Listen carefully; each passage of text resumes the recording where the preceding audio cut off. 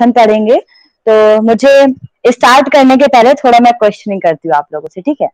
तो मुझे बताइएगा आप लोग कि दर्शन हम किस चैप्टर में पढ़ेंगे? हमारे यूजीसी नेट के सिलेबस के कौन से चैप्टर में दर्शन बताया गया है? कोई भी बताइए। First, fundamental of yoga. First chapter में। Very good. अब मुझे बताइएगा कितने आस्तिक दर्शन बताए गए हैं और कितने नास्तिक दर्शन बताए गए हैं? 6 आस्तिक के 3 नास्तिक है। हाँ, वेरी गुड। चलिए, तो हम जो है मैं आपको आस्तिक दर्शन पढ़ाऊंगी और संतोषी दीदी आपको नास्तिक दर्शन के बारे में बताएंगी। तो सभी लोग रेडी हो जाएंगे। और दीदी स्क्रीन ऊपर कर दीजिए थोड़ा। मुझे नहीं हो रहा है क्या? हाँ, थोड़ा और ऊपर करिए। ये आपका मेन पेज है जिसमें आपका पूरा आया है 6 दर्शन। मैंने इसको अलग अलग 2 पेज में कर दिया जिससे आप लोग को देखने में प्रॉब्लम ना हो और रिकॉर्डिंग भी सही से बन जाए। तो सेकंड पेज दीदी निकाल दीजिएगा।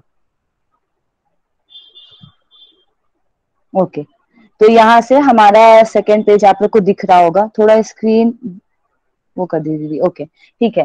तो हमारे 6 दर्शन हैं। उन 6 दर्शनों के नाम कोई मुझे बताएंगे लाइन से या फिर कैसे भी? 6 दर्शन के नाम बता दीजिए कोई भी। 6 आस्तिक दर्शन। मैं बताऊं? जी बताइए। न्याय, वैशेषिक और फिर सांख्य, योग दर्शन, मीमांसा और वेदांत। Very good. तो आज हम पढ़ने जा रहे हैं 6 दर्शन। तो आप देखिएगा जो हमारे 6 दर्शन है उनमें से दो दर्शन एक दूसरे से मिलते जुलते हैं थोड़ा बहुत, ठीक है?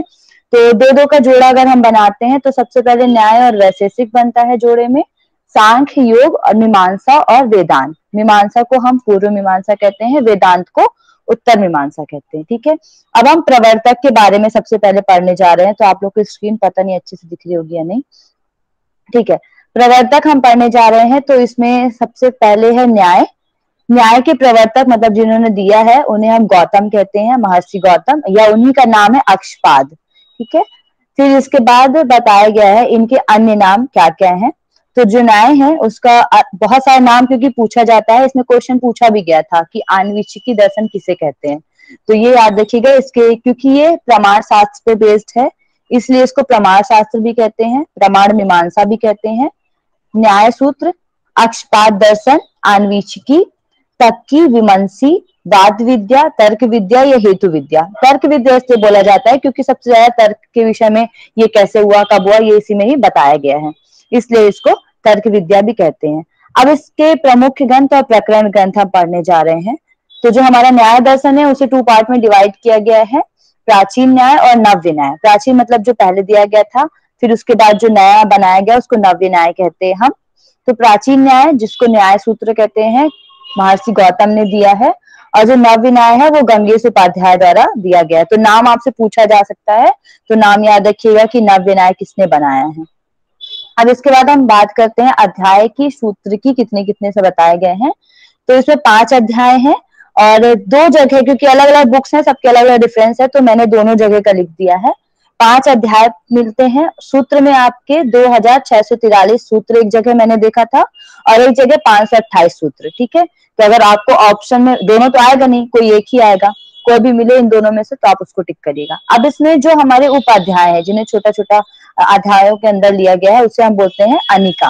तो 10 अनिकाएं मिली हैं और मैंने अलग अलग जगह से लिया था। तो वहां 84 प्रकरण बताए गए हैं, 196 पद बताए गए हैं, अक्षरों के बारे में बताया गया कि कितने अक्षर लिए गए हैं। तो 8385 अक्षर यहाँ पर बताए गए हैं।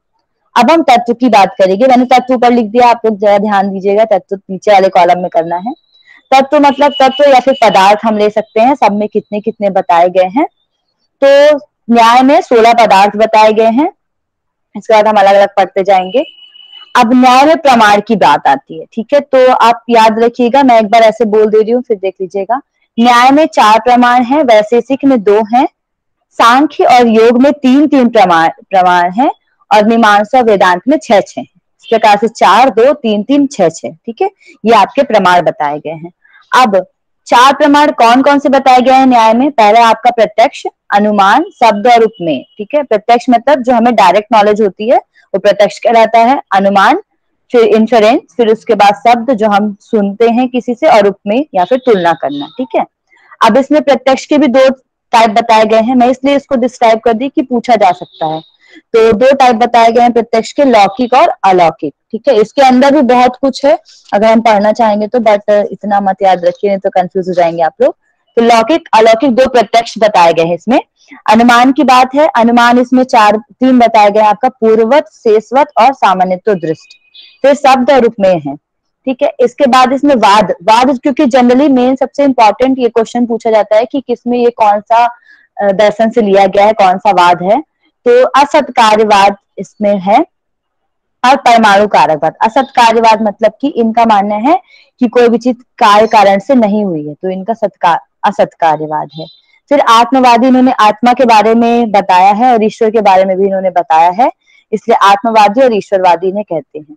अब इनके कुछ ग्रंथ और ग्रंथाकार है जो इंपॉर्टेंट मुझे लगे पूछे जा सकते हैं, सही जोड़ी मिलान में जनरली पूछा जाता है। तो सबसे पहला है आपका न्यायभास, जो कि वात्स्यापन ने लिखा है। फिर उसके बाद आपका तर्क संग्रह, जो कि अन्नम भट्ट ने लिखा। अब देखिए तर्क संग्रह में कंफ्यूजन रहती है लोगों को, ठीक है। तो तर्क संग्रह जो भाष्य है वो वैशेषिक और न्याय दोनों के लिए लिखा गया है, लेकिन मेनली जो है अगर हम देखें, मैंने यहाँ पे लिखा भी है नीचे कोष्टक में प्रमाण। तो अगर हम इसमें देखें जो अन्नम भट्ट है उन्होंने प्रमाण के मत में तर्क संग्रह को न्याय के साथ लिखा है और पदार्थ के मत में वैशेषिक के साथ लिखा है।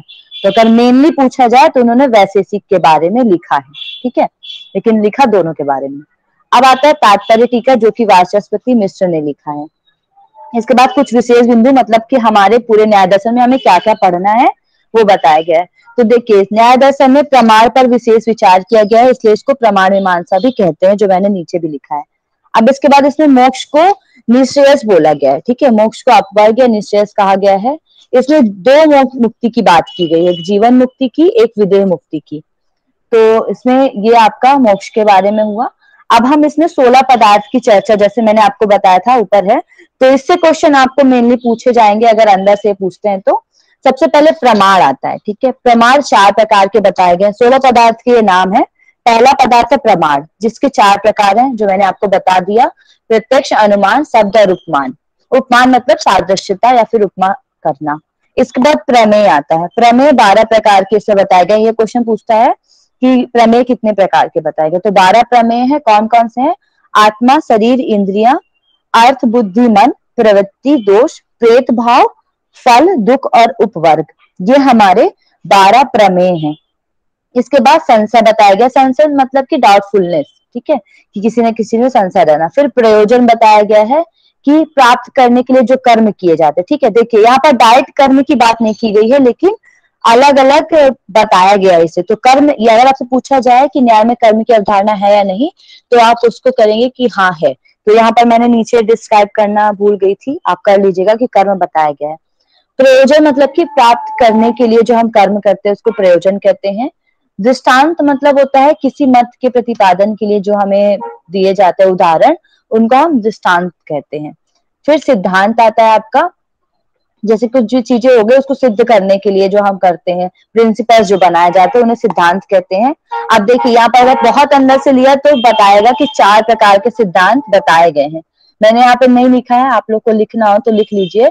सर्वतंत्र, प्रतितंत्र, अधिकरण और अभुगम, ठीक है, वैसे पूछेगा नहीं। ये 4 आपके सिद्धांत होते हैं, सर्वतंत्र, प्रतितंत्र, अधिकरण और अभुगम। फिर इसके बाद अवयव बताया गया है। अवयव होता है अनुमान के अवयव, जो एलिमेंट्स हो गए, जो कंपोनेंट्स हो गए, उन्हीं को ही हम अवयव कहते हैं। अब इसमें आपके कौन कौन से अवयव आते हैं, अवयव के भी टाइप बताए गए हैं, मैंने यहाँ पे नहीं लिखा, शायद भूल गई। अवयव में आपका प्रतिज्ञा, दृष्टांत, उपनयन, हेतु और निगमन, ठीक है, ये आपके 5 अवयव होते हैं। आप लोग इसको ऐड कर लीजिएगा, अवयव 5 प्रकार के होते हैं। फिर इसके बाद तर्क आता है आपका। तर्क का अर्थ जैसे हम जब जनरली देखते हैं, जब भी हम स्कूल में थे तो हम लोग को जीडी कराई जाती थी, जनरल डिस्कशन, उसमें होता था कि जो उल्टा है उसको भी सही करके प्रमाणित करना ही तर्क कहलाता है। फिर होता है उसके बाद निर्णय, जो हमने निर्णय ले लिया लास्ट में कि अब ये सही है, यही निश्चित ज्ञान है, उसको हम बोलते हैं निर्णय। फिर आपका वाद आता है। वाद उस विचार को कहा जाता है जिससे हमको किसी भी प्रमाण में या तर्क को सहायता मिलती है, कंक्लूजन मिलता है देने में, उसको हम वाद कहते हैं, ठीक है। फिर इसके बाद आता है आपका जल्प। जल्प के बाद है वितंडा। जल्प मतलब होता है जीतने की अभिलाषा से तर्क करना। कोई भी इंसान तर्क करता है, आप देखेंगे पॉलिटिक्स या कोई भी, तो जीतने की अभिलाषा से जो तर्क किया जाता है उसे हम जल्प कहते हैं। फिर होता है आपका वितंडा। वितंडा मतलब कि अगर आपका प्रतिभागी, या क्योंकि दर्शन तो यही है ना, सब अपना अपना परिप्रेक्ष्य में कुछ ना कुछ रखते हैं, तो इसमें बताया गया है कि जब आपका प्रतिवादी कुछ विचारों को बोलता है, अपने थॉट को रखता है, तो उनको हम काटते हैं, उनको काटने की जो चेष्टा होती है उसको वितंडा कहते हैं। फिर आपका हेत्वाभास होता है। हेत्वाभास मतलब वही प्रत्येक अनुमान हेतु पर आधारित होता है। हेतु मतलब कोई ना कोई कारण, और हेतु में दोष अगर हुआ तो वो अनुमान को भी दूषित कर देता है। अगर कोई कारण गलत है तो वो अनुमान को भी दूषित कर देता है। इसको हम हेत्वाभास कहते हैं। देखिए अब इसमें हेत्वाभास 5 प्रकार के बताए हैं। सेम टू सेम आपका वैशेषिक में भी 5 हेत्वाभास बताए गए हैं। तो नाम यहाँ पर मैंने किसी के नहीं लिखे हैं, आप लोग को अगर पढ़ना है डीप में तो आप लिख सकते हैं। हेत्वाभास 5 प्रकार के होते हैं। सत्वाभिचार, विरुद्ध, प्रकरण सम, साध्य सम और कालातीत। एक बार और बोल दे रही हूँ, सत्वाभिचार, विरुद्ध, प्रकरण सम, साध्य सम और कालातीत, ये आपके हेत्वाभास होते हैं। फिर छल आते हैं। छल मतलब जो हमने, जो भी बात हमने कही थी उसको अर्थ बदलकर उसमें संकेत करना, उसको हम छल कहते हैं। ठीक है।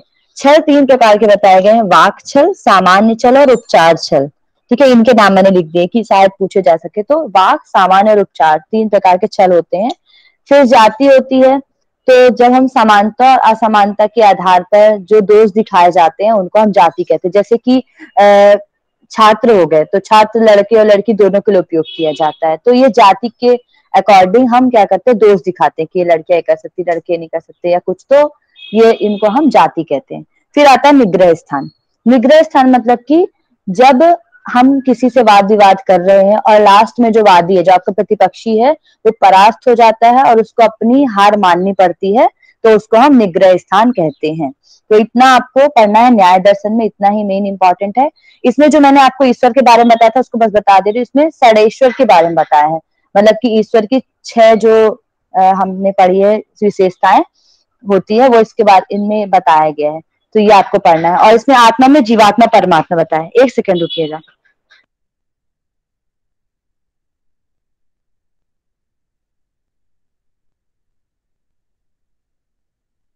हेलो, हाँ दीदी ऊपर कर दीजिएगा स्लाइड। अब हम वैशेषिक में पढ़ेंगे। तो वैशेषिक देखिए, अभी मैं आप लोग को इसलिए एक करके बता रही हूँ, फिर हम लास्ट में तुलना करेंगे।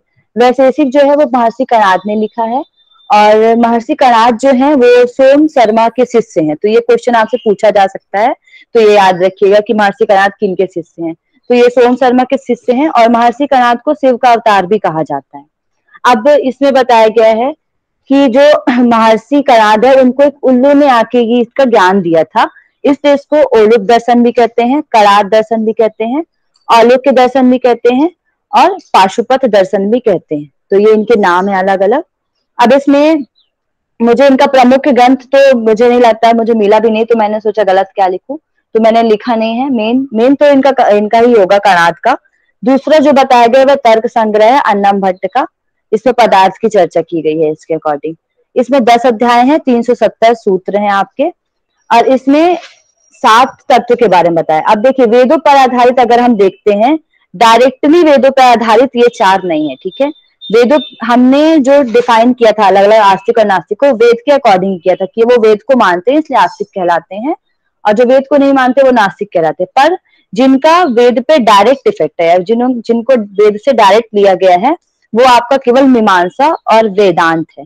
इन सबको डायरेक्ट नहीं लिया गया, ये स्वतंत्र है उनसे थोड़ा। ठीक है, तो इसमें 7 पदार्थ के बारे में बताया गया वैशेषिक में। इसमें 2 प्रमाण और 12 प्रमेय, जो मैंने आपको पहले प्रमेय बताए थे वही प्रमेय की चर्चा इसमें की गई है। इसमें प्रत्यक्ष और अनुमान 2 आपके प्रमाण हैं। अनुमान के इसमें 2 अलग अलग टाइप, परार्थ अनुमान, मतलब कि जब हम कोई चीज जाके देखते हैं तो स्वयं के लिए, और हम उसको आके बताते हैं कि वहां पर आग लगी थी, तो वो परार्थ अनुमान। ठीक है, अब आता है असत कार्यवाद। इन्होंने भी असत कार्यवाद को माना है। आत्मवादी थे। जो पहला वैशेषिक है, मतलब जो कणाद के द्वारा लिखा गया है, उसमें ईश्वर का उल्लेख इतना ज्यादा नहीं मिलता हमें, लेकिन उसके बाद जो लिखा गया प्रशस्त पाद उनके लेखक हैं, उन्होंने ईश्वर के बारे में चर्चा की गई है। उन्होंने ईश्वरवादी माना है वैशेषिक को। ठीक है, तो अलग अलग मत के अकॉर्डिंग अलग अलग चीजें हैं। फिर आपका ग्रंथ और ग्रंथकार आते हैं, तो इसमें आपका वैशेषिक भाष्य है जो कि आत्रेय ने लिखा है। फिर पदार्थ धर्म संग्रह जो है वो प्रशस्त पाद है, उन्होंने लिखा है। विशेष बिंदु में आपका मतलब क्या क्या टॉपिक पढ़ना है, वो आपका प्रमेय पर इन्होंने ज्यादा विचार किया, प्रमाण से ज्यादा, कि है क्या, आत्मा क्या है, बुद्धि क्या है, मन क्या है, सबके बारे में उन्होंने बताया है। अब ऐसे मेन चीज जो हमें पूछी जा सकती है वो है आपका 7 पदार्थ। 7 पदार्थ कौन कौन से हैं? सबसे पहले होता है द्रव्य। द्रव्य के अंतर्गत 9 आते हैं, उनको नित्य और अनित्य में क्लासिफाई किया गया है। तो 9 कौन कौन से मैं आपको बता दे रही हूँ, नाम नहीं लिखा है मैंने किसी का, तो आप लोग देख लीजिएगा प्लीज। इसे बोला गया पृथ्वी, जल, तेजस, वायु। वायु ये 4 जो है नित्य आते हैं, इनको बोला गया है कि ये इन चीजों को हम देख सकते हैं, ये नित्य हैं। अनित्य क्या बताया गया है, इसमें इन्होंने आकाश को अनित्य कंसिडर किया गया है। तो आकाश, काल, दिक् ये जो है आपका अनित्य आता है, ठीक है। इसके बाद आपका नेक्स्ट बताया गया है गुण।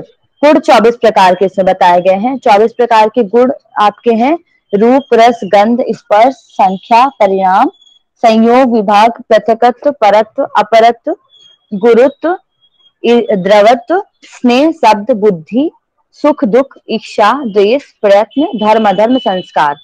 तो ये आपको नाम याद कर लीजिएगा, कहीं से आपको मिल जाए तो, वैसे मैं भेज दूंगी अगर सर बोलेंगे तो। फिर इसके बाद आपका नेक्स्ट आता है गुण के बाद कर्म। कर्म से 5 प्रकार के बताए गए। देखिए ये कर्म जो है, कर्म के बारे में आपका मीमांसा में देखने को मिलता है, और न्याय में भी आपको कर्म के बारे में मैंने आपको जैसे बता दिया था, उन्होंने प्रयोजन बताया है कर्म के रूप में, तो कर्म बताया। लेकिन अगर पूछा जाए कि आपका वैशेषिक में, मीमांसा में और वेदांत में कितने प्रकार के कर्म बताए गए हैं, तो वैशेषिक में 5 प्रकार के कर्म है, मीमांसा में भी 5 प्रकार के कर्म की चर्चा की गई है, और वेदांत में 6 प्रकार के कर्मों के बारे में बताया गया है। परंतु यहाँ जो कर्म बताए गए हैं वो अलग है, मतलब उन्होंने बोला है कि यही कर्म जो है व्यक्ति अपने जीवन पर्यंत करता है। तो इसमें इन्होंने कर्म के भेद बताए हैं। इन्होंने बताया सबसे पहले उत्प्रेक्षण, मतलब किसी भी चीज को ऊपर फेंकना उत्प्रेक्षण कहलाता है। फिर है अवक्षेपण। अवक्षेपण मतलब नीचे की ओर जाना। आकुंचन मतलब संकुचित करना। प्रसारण मतलब प्रसारित करना। फिर है गमन मतलब कि अन्य गतियां। तो ये इन 5 के अंदर ही सब कुछ कार्य होते हैं, यही 5 कर्म इन्होंने बताए हैं। फिर इसके बाद आता है आपका सामान्य। तो सामान्य जनरली बताया गया है, कोई भी चीजें जो हम करते हो सामान्य के अंतर्गत आ गई। फिर विशेष। विशेष के बाद समवाय है। समवाय मतलब कि बताया गया है इसमें कि हम जो भी चीज, एक प्रकार का संबंध होता है गुणों के बीच में, उसको हम समवाय कहते हैं। विशेष मतलब कि जो हमेशा द्रव्यों में रहता है उसको हम विशेष कहते हैं। अब आता है अभाव। तो हमने जो 6 गुण पहले पढ़े हैं वो भाव के अंतर्गत आते हैं। 7वां है आपका अभाव। अभाव के 4 प्रकार बताए गए हैं, प्राग भाव, प्रध्वंसा भाव, अत्यंत भाव और अन्योन्य भाव। फिर इसके बाद इसमें भी हेत्वाभास के बारे में बताया है, जो मैंने आपको पहले बताया था 16 पदार्थ में, वही हेत्वाभास यहाँ पर बताया गया है। अब नेक्स्ट हम जाते हैं सांख्य की ओर। तो सांख्य दर्शन दीदी ऊपर कर दीजिएगा। यहाँ तक आप लोग को समझ तो आ रहा है ना, स्पीड तो ज्यादा नहीं है, एक बार बता दीजिए। हेलो, मेरी आवाज आ रही है आप सभी जी तक? मीनाक्षी जैसा ही है, ठीक है। ओके, ठीक है। अब सांख्य दर्शन के बारे में बताया है। सांख्य जो है महर्षि कपिल ने बताया। मेन आप इन लोग के नाम याद रखिएगा जो जरूरी है। महर्षि कपिल ने बताया, इसको हम मोक्ष शास्त्र कहते हैं सांख्य को। इसमें मोक्ष के बारे में बताया गया है, मोक्ष के उपाय भी बताए गए हैं, इसलिए इसको मोक्ष शास्त्र कहा जाता है। अब इसमें जो पहला प्रमुख ग्रंथ है वो है सांख्य प्रवचन सूत्र, जो महर्षि कपिल ने लिखा है। और क्योंकि इसमें 6 अध्याय हैं इसलिए इसको षष्ठी तंत्र भी कहा जाता है। फिर दूसरा इसमें है जो प्रकरण ग्रंथ है वो है सांख्य कारिका। ये ईश्वर कृष्ण जी द्वारा लिखी गई है। ये क्वेश्चन पूछा भी गया है, तो ये आप याद रखिएगा कि सांख्य कारिका किन्होंने लिखा है, ईश्वर कृष्ण ने लिखा है। और इसमें 70 कारिकाएं, मतलब 70 श्लोक बोलना चाहिए, दिए हुए हैं, ठीक है। अब इसमें 6 अध्याय और 527 सूत्र की चर्चा मिलती है। 25 तत्व हैं जो मैं भी आपको आगे बताऊंगी। 3 प्रमाण की चर्चा है, प्रत्यक्ष, अनुमान और आगम। प्रत्यक्ष को यहाँ पर दृष्ट कहा है उन्होंने, ठीक है। और अनुमान और आगम ये आपके मेन इसमें बताए गए हैं। अब इसमें देखिए जो हमारा दृष्ट है प्रत्यक्ष, उसको बोला गया है प्रतिविषय अध्यावसाय, मतलब कि सामान्य वस्तु को जब हमें ज्ञान होता है तो उसे दृष्ट कहते हैं। अनुमान का मतलब बताया गया अतीन्द्रिय वस्तुओं का ज्ञान, जो चीज नहीं हम इंद्रियों द्वारा नहीं कर सकते वो, तो इसका मतलब इंद्रियों के द्वारा करके जिन्हें हम अनुमान लगाया जाता है। फिर आता है आप्त वचन, जिसे शब्द कहते हैं या आगम कहते हैं। तो जो हमारे परोक्ष वस्तुओं का ज्ञान मिलता है किसी के द्वारा, बुक द्वारा, किसी से भी, उसको हम आप्तवचन कहते हैं। अब इसमें वाद बताया गया तो ये सत्कार्यवाद को मानता है।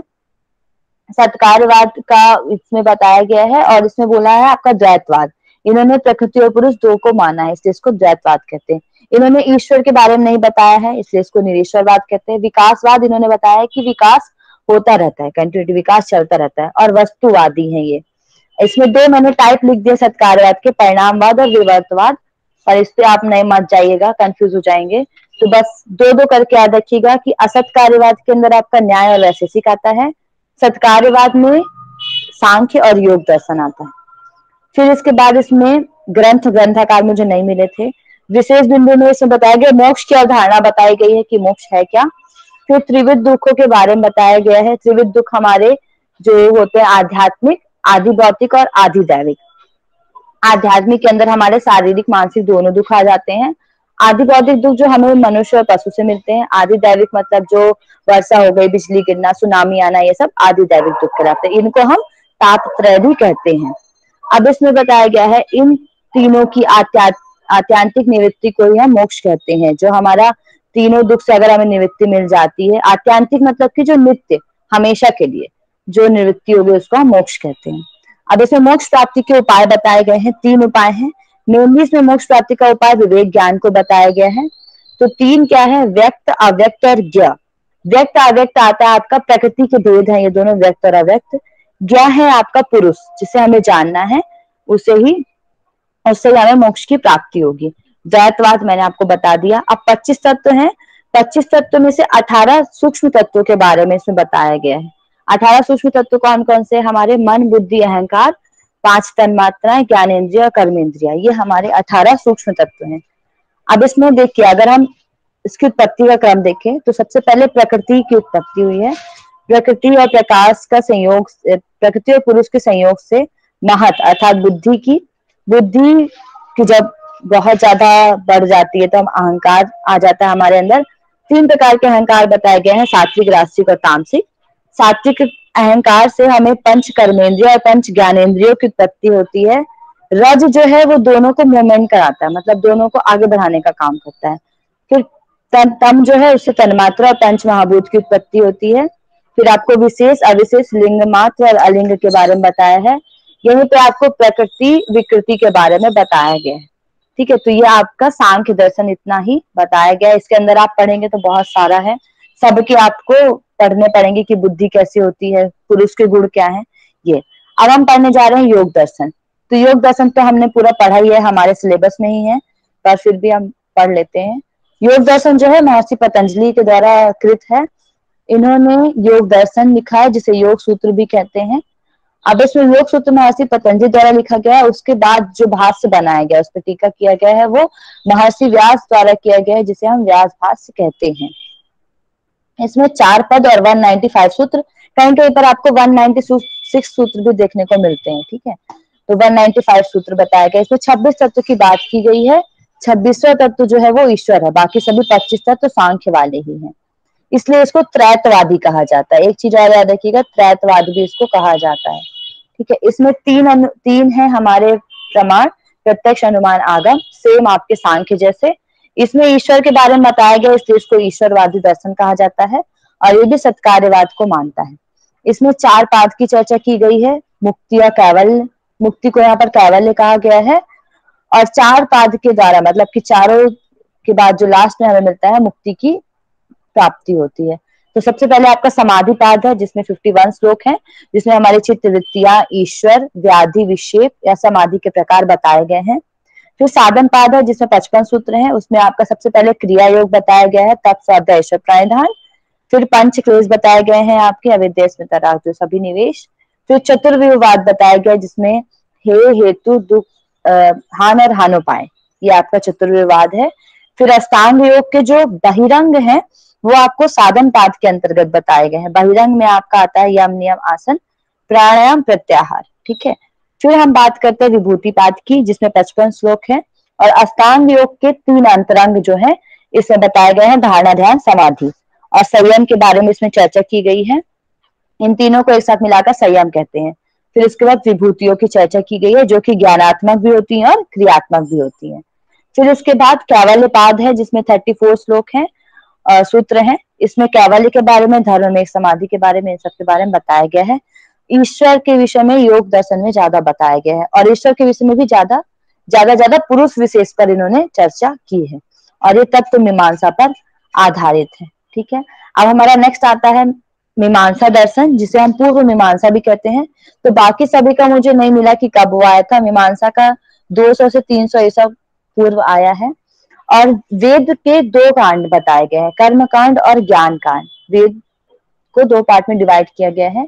उसमें जो कर्म कांड है वो हमारा मीमांसा कहलाता है, जिसे जैमिनी द्वारा लिखा गया है। इसके अन्य नाम है कर्म मीमांसा, क्योंकि इसमें कर्म के बारे में बताया गया है, कर्म कांड है। तो धर्म मीमांसा, कार्य मीमांसा, देवता कांड, या फिर वाक्य शास्त्र भी कहते हैं। इसका प्रथम सूत्र ही है, आपको पूछा जा सकता है कि मीमांसा का प्रथम सूत्र क्या है, तो उसमें बताया गया अथातो धर्म जिज्ञासा। इन्होंने धर्म जिज्ञासा के बारे में बताया गया कि धर्म है क्या, ऐसा बोला है। फिर इसके बाद आपका इसमें सूत्र और अध्याय के बारे में बात करते हैं हम। तो देखिए, पहले लिखा गया था, इसमें 2 का हमें नाम मिलता है, कुमारिल भट्ट का और प्रभाकर मिश्र का। ठीक है, तो ये 2 का नाम मिलता है। तो पहले जिन्होंने लिखा है उसमें से मुझे याद नहीं है, तो पहले जब इसे लिखा गया था तो उसमें 60 पाद थे, 12 अध्याय थे, 26 और 33 सूत्र थे। फिर दोबारा जब इसे बनाया गया फिर से, तो इसमें 64 पाद, 16 अध्याय, 2742 सूत्र इसमें बताए गए हैं। तो ये कहीं पे भी मिले आपको दोनों में से, तो दोनों ही सही होंगे, क्योंकि अलग अलग टेक्स्ट में अलग अलग दिया है। इसमें भी 7 तत्व की चर्चा की गई है। जैसे हमने 7 तत्व के बारे में पढ़ा था वैशेषिक में, वैसे यहाँ पर 7 तत्व के बारे में बताया गया है, बस इसमें थोड़ा सा डिफरेंस है। ये वेदों पर डायरेक्टली आधारित है। इसमें आपका जो प्रमाण है, प्रमाण के बारे में चर्चा की गई है। तो टोटल 6 प्रमाण बताए गए हैं, वो भी कुमारिल भट्ट के अकॉर्डिंग। अगर हम प्रभाकर मिश्र के अकॉर्डिंग देखें तो उन्होंने 5 प्रमाण की चर्चा की है। ठीक है, उन्होंने अर्थापत्ति नहीं बताया, सॉरी अनुपलब्धि नहीं बताया है। तो इसमें प्रत्यक्ष, अनुमान, आगम, उपमान, अनुपलब्धि और अर्थापत्ति 6 हमारे प्रमाण बताए गए हैं। ठीक है, फिर इसके बाद आता है आपका कुमारिल भट्ट जो है, उन्होंने वाद बताया गया है।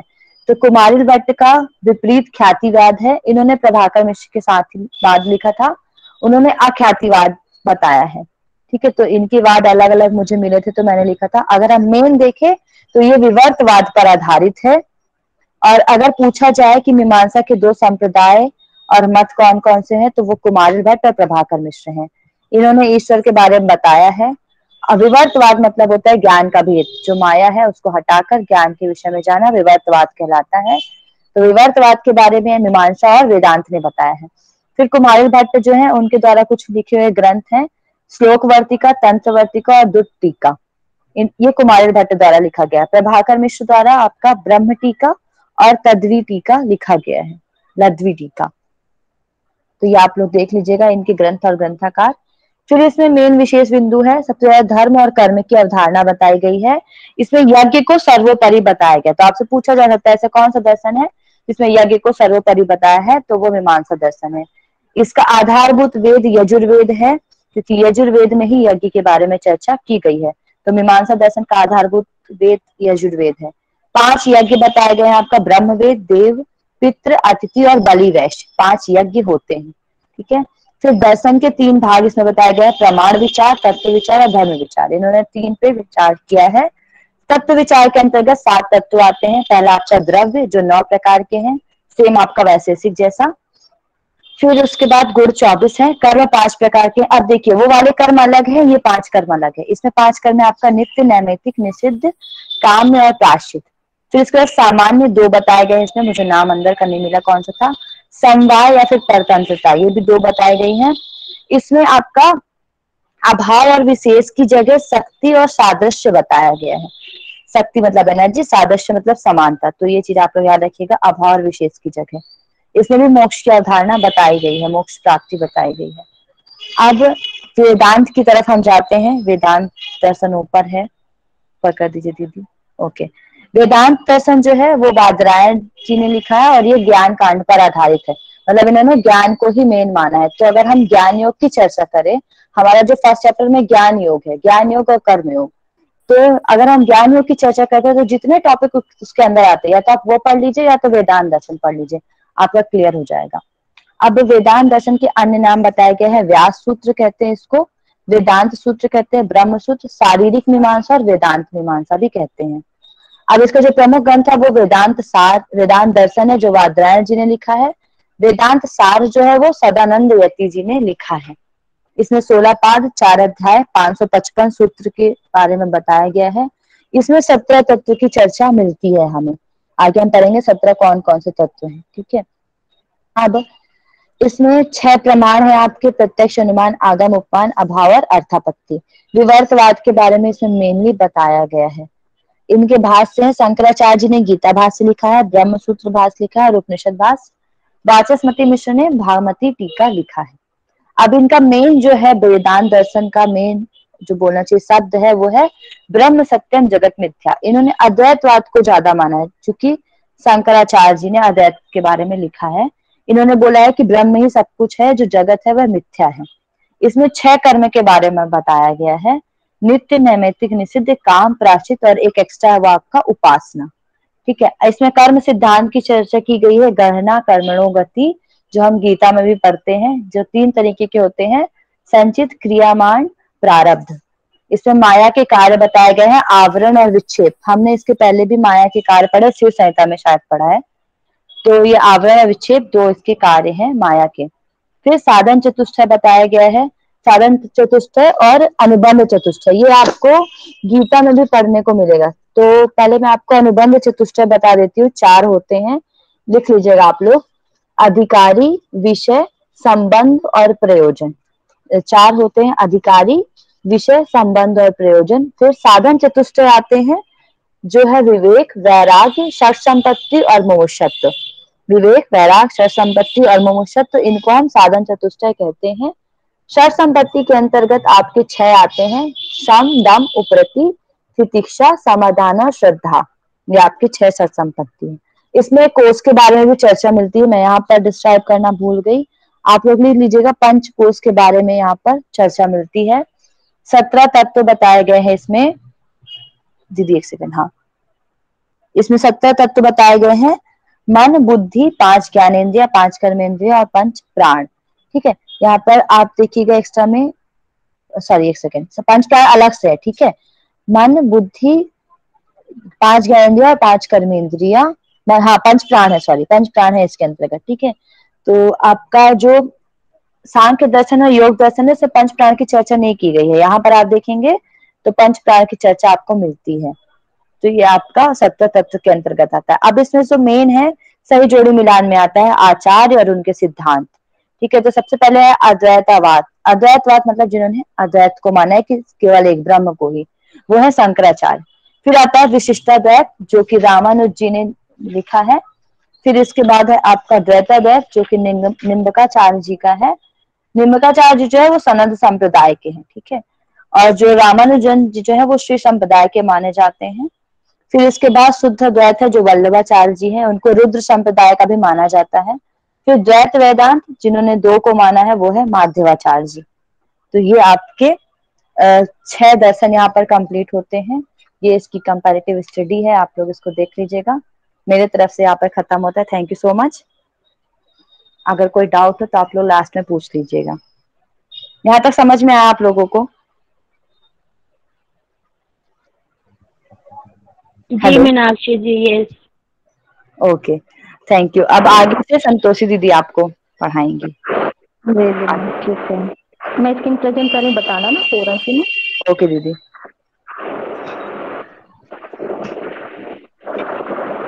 हो रही है दीदी प्रेजेंट, बट अभी आया नहीं।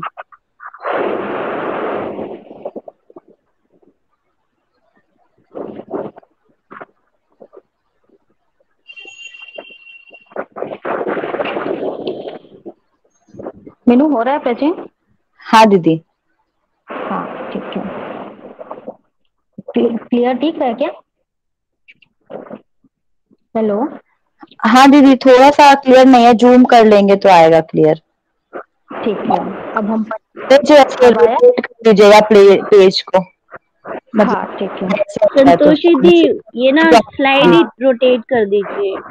हाँ सुनिए ना, मैं रोटेट की हूँ पता है, ऐसे ही दिखाएगा क्योंकि रोटेट करके मैं टिक ली हूँ मैं। क्लीन की बात नहीं, हमको उल्टा दिख रहा है स्क्रीन पे। 1 मिनट।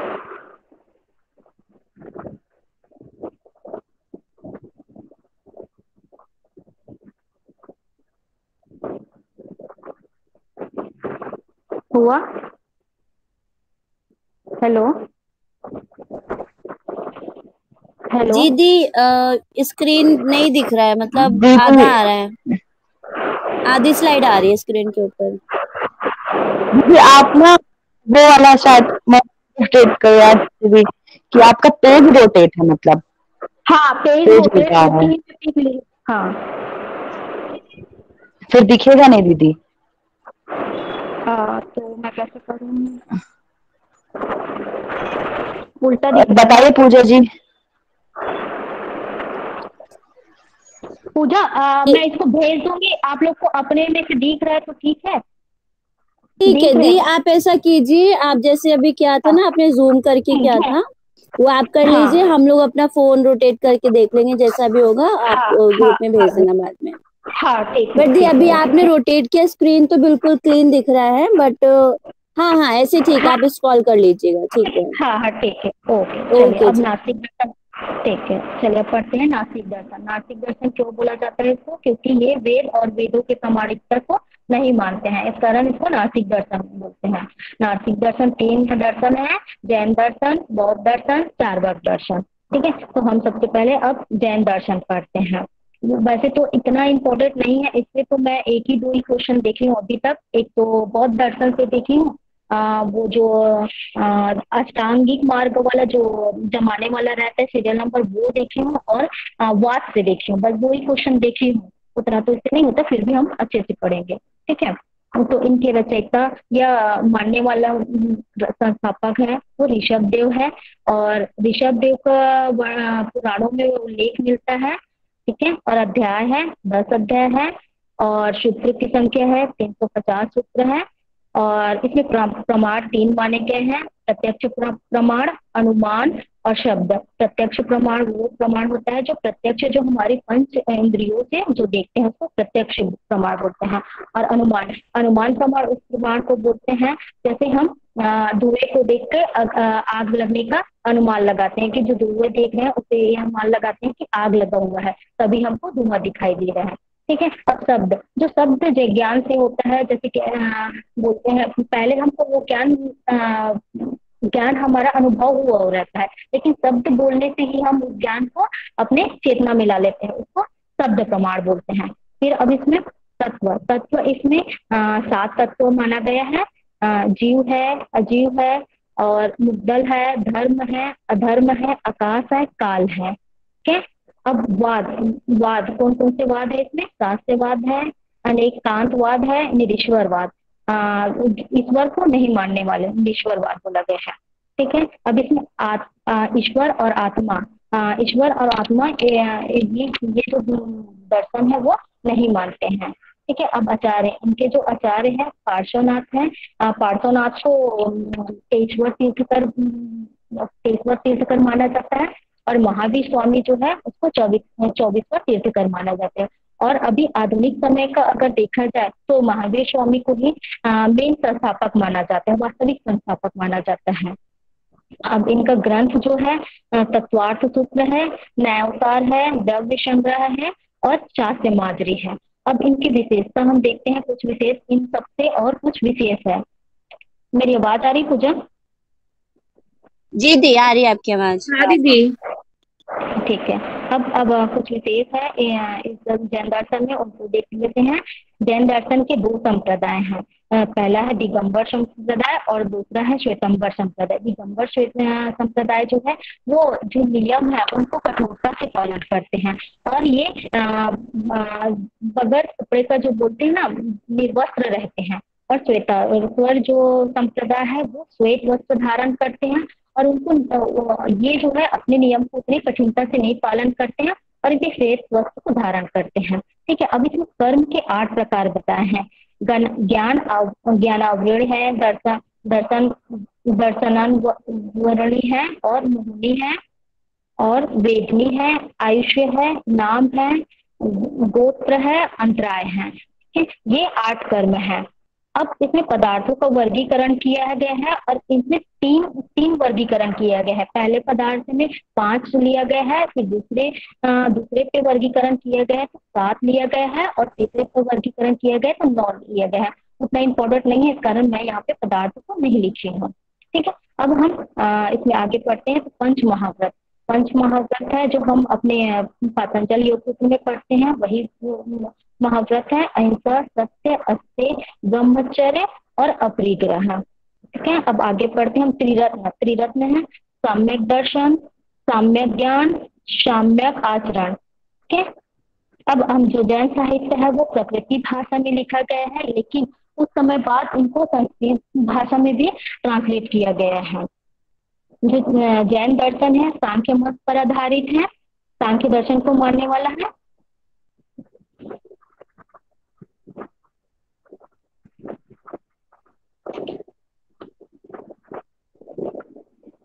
हाँ, फिर रोटेट करना पड़ेगा इसको। ठीक है, अब नीचे है उसको रोटेट मैं बाद में कर लूंगी। अभी मैं गौतम बौद्ध दर्शन को बता देती हूँ। तो बौद्ध दर्शन का जो संस्थापक है गौतम बुद्ध है। इनका अध्याय है 36 अध्याय लिया गया है, और इनका जो सूत्र है, सूत्र संख्या तो नहीं बताया गया है इसमें, पर जो त्रिपिटक है, जो त्रिपिटक बताए गए हैं, सूत्र पिटक, विनय पिटक और अधिगम पिटक, इसमें ही इनका संकलन किया गया है। और इनके जो प्रमाण है वो 3 प्रमाण बताए गए हैं, प्रत्यक्ष, अनुमान और प्रमाण। ठीक है, ये 3 प्रमाण बताए गए हैं, और इसमें तत्व का वर्णन नहीं मिला है। अगर आप लोग को मिलता है तो आप लोग बता दीजिएगा। ठीक है, अब वाद है। वाद कौन सा है? प्रति समुत्तवाद, अनित्यवाद, अनात्मवाद, अनिश्ववाद। ठीक है, और इसके जो प्रचारक इनके वो तो नहीं मिले मुझे, आचार्य कौन कौन से हैं, लेकिन जो इनके प्रचारक है, वैसे तो इनके जो प्रचारक है मुख्य रूप से जो महावीर बौद्ध धर्म के जो गौतम बुद्ध के जो बेटे हैं संघमित्रा पुत्री और उनके पुत्र राहुल, ये दोनों को ही मेन प्रचारक माना जाता है, क्योंकि शुरुआत में उन्होंने गौतम बुद्ध ने क्या है अपने धर्म को बुद्ध धर्म का प्रचार करने के लिए श्रीलंका भेजे थे। ठीक है, और फिर अब इनके त्रिपिटक, अब जो के मुख्य ग्रंथ है वो त्रिपिटक में संकलन किया गया है। सुत्पिटक, विनय पिटक और अधिगम पिटक, ये इनके प्रमुख ग्रंथ माने गए हैं। अब इनके जो विशेष पॉइंट को देख लेते हैं बौद्ध धर्म के, बौद्ध दर्शन के। इनके भी 2 संप्रदाय हैं, दोनों के संप्रदाय को अच्छे से आप लोग अलग से याद रखिएगा। दोनों के 2 संप्रदाय हैं, उसमें भी 2 संप्रदाय श्वेताश्वर और श्वेता क्या है श्वेतांबर और हाँ, श्वेतांबर और दिगंबर बताया गया है। तो इसमें बताया हीनयान और महायान। वैसे बोला जाता है कि जो संप्रदाय हुआ, जो बौद्ध धर्म के प्रचार के समय, जो बौद्ध धर्म के समय क्या हुआ था, जो हमारे राजा महाराजा थे जैसे अशोक है, उन सब ने क्या किया था, धर्म के लिए कुछ उन लोग कुछ ये कराए थे, संगति वगैरह बोलते हैं उनको, तो वो कराए थे। तो उसमें इस जो संप्रदाय है, 2 संप्रदाय जो बटा है, वो चौथे संगति में ही इसका बंटवारा हुआ था, ऐसे बताया जाता है। ठीक है, अब 4 आर्य सत्य है। पहला है दुख, दूसरा है दुख समुदाय, और तीसरा है दुख निरोध, और चौथा है दुख निरोध के उपाय।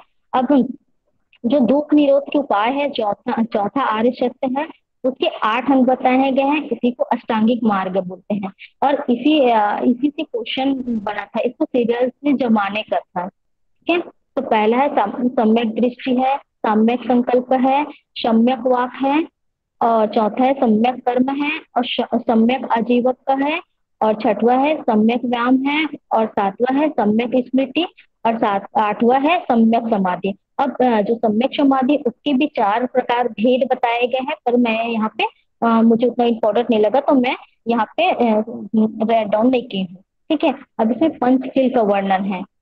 पंचशील का वर्ण है, भिक्षु के लिए अलग बताया गया, जो पंचशील है उसको भिक्षु के अलग पंचशील बताया गया है, और जो गृहस्थियों के लिए अलग से बताया गया है।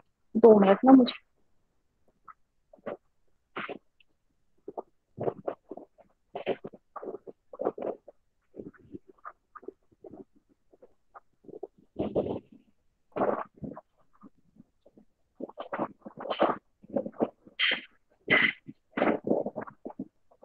ठीक है, पंच के बाद अब हम जो त्रिरत्न है उसको पढ़ते हैं। प्रज्ञा है, शील है, समाधि है। त्रिरत्न मतलब जो तीन शिक्षा त्रय बोला जाता है इसी को, प्रज्ञा शील समाधि को शिक्षा त्रय बोला जाता है। अब जो त्रिरत्न जो शिक्षा त्रय है उसको ही अष्टांग योग से, हमारे जो योग से संबंधित है उसको अष्टांग योग से संबंधित किया गया है। शील का शिक्षा त्रय बताया कि अहिंसा, अस्तेय, सत्य भाषण, ब्रह्मचर्य, नशा का सेवन न करना। ठीक है, अब प्रज्ञा बताया गया है आसन और प्राणायाम। समाधि बताया गया है प्रत्याहार, धारणा, ध्यान। और इसको ही अष्टांगिक मार्ग से जोड़ा गया है, जो हमारे योग संप्रदाय है ना योग से, वो अष्टांगिक मार्ग से जोड़ा गया है। ठीक है, अब इसमें जो महावीर सॉरी जो गौतम बुद्ध थे उन्होंने क्या क्या किया, उनको कुछ कुछ शब्द दिया गया है। जैसे गृह त्याग को महानिष्क्रमण बोला गया है, और जो उपदेश जो उन्होंने दिए हैं उसको धर्म चक्र प्रवर्तन बोला गया है। और जो मोक्ष की प्राप्ति है उनको निर्वाण प्रवर्तन बोला गया है। और जो हमारे गौतम बुद्ध जो के संप्रदाय बौद्ध धर्म है उनके विपश्यना ध्यान बोला गया है। विपश्यना ध्यान जो बौद्ध धर्म से संबंधित है। अब इसमें ध्यान की चार अवस्था बताए गए हैं। पहला अवस्था, इसको वैसे ही नाम दिया गया है, पहला अवस्था, दूसरा अवस्था, तीसरा अवस्था, चौथा अवस्था, इनका नाम भी वही बताया गया है। ठीक है, अब हम पढ़ते हैं चार्वाक दर्शन।